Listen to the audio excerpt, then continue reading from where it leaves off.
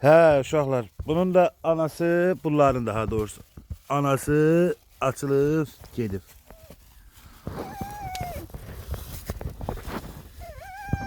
Qalıblar burada rəngləşə rəngləşə. Ağarsınız.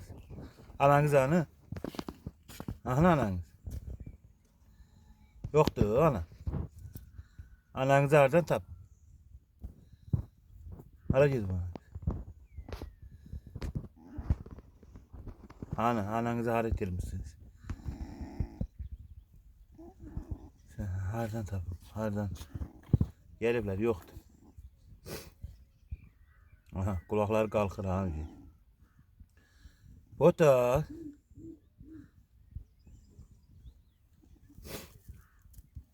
Hardadır? Bu da xaltası.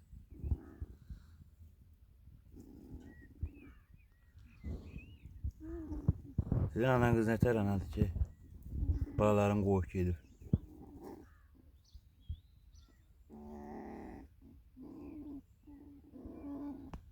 Şüyürlər bunlar. Bunları bir tər eləyim mən.